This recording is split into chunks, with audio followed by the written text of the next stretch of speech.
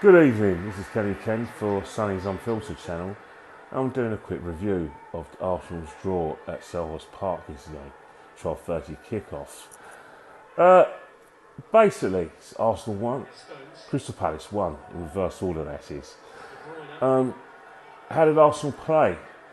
I must say that Arsenal took advantage of the fact that Crystal Palace had 8 injuries.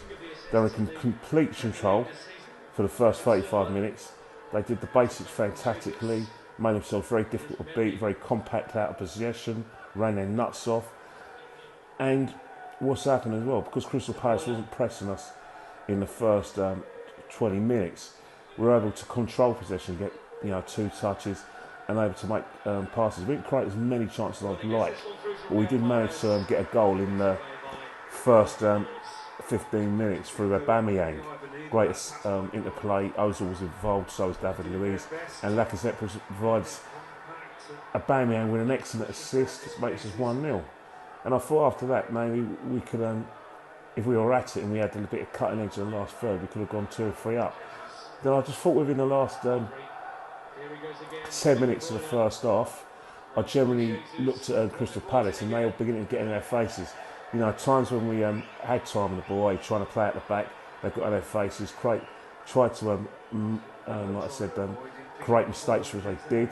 Kouyaté was the leader of that in that first half, where he was getting in our midfielders' faces, and he was one who had chances before half time.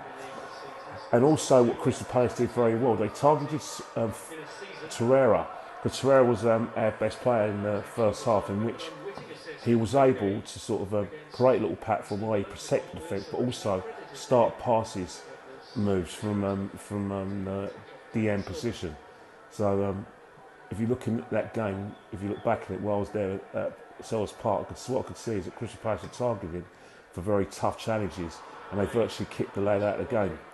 Second half, when I was watching the players warm up, I could see Guendouzi was warming up, so we knew that Torreira wasn't appearing in the second half. Second half for me, I thought that was Crystal Palace's. I'm sure that Crawley and Roy got in their face, got into them, had a go at some of the players, especially the front players, and they more on the front foot against us, which is where they managed to get their equaliser just after 10 minutes in the second half. I must say it was very sloppy play in terms of there was a quick free kick. You should never ever turn your back on a free kick, because once you're on the back foot, it's hard to get back into control. And Ayew puts the ball past Leno versus via a deflection of David Luiz. Now we had a controversial moment involving Aubameyang. Now in my fan cam for Arsenal Fan TV, I was critical of Aubameyang, and having seen the challenge, I stand by it, because all right, he's done a lot for the football club. He's made of a lot of situations where he's improved us. He's our leading goal scorer. He's up in the Premiership goal scoring chart, so I'm never going to criticise him for that. And his work rate's been fantastic. But as a captain, and as in the context of the game, you're going for a ball you're never going to get. I do understand, players, people like myself are asking to show more passion, and get more involved. But sometimes, you just what you do is that you make it a situation where the defender can't make a forward run or make a forward turn. He makes the back self, but to go in on him when you haven't got a chance to ball was quite careless. And after VAR, he was rightly sent off. Part of my shock was that I don't understand why the referee didn't make that decision himself by giving him a yellow card. Maybe the referee, didn't want to spoil the game, and he decided to go yellow instead of red. But he gave himself a massive problem by not making a decision in the first place. Saying that, because maybe Crystal Palace are lacking eight first team players, they probably didn't have the quality to hurt us, and we were very comfortable in the end. And we managed to manage that game into a draw. And even we could have won it towards the end, where again we're on a counter attack. Lacazette, personally, if you're a striker, you should try and put the ball in yourself. But he did the second best thing, where he held the ball up and squared it to Pepe, who hit the post.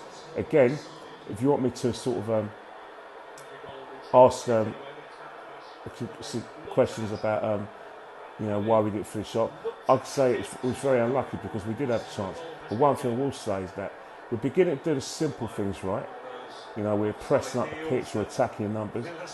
And, you know, a lot of people are saying that, you know, they got their Arsenal back, which is their opinion. But I just say, you know, calm down a bit. You know, there's still a lot of work to do. We only had 4 matches under this new coach.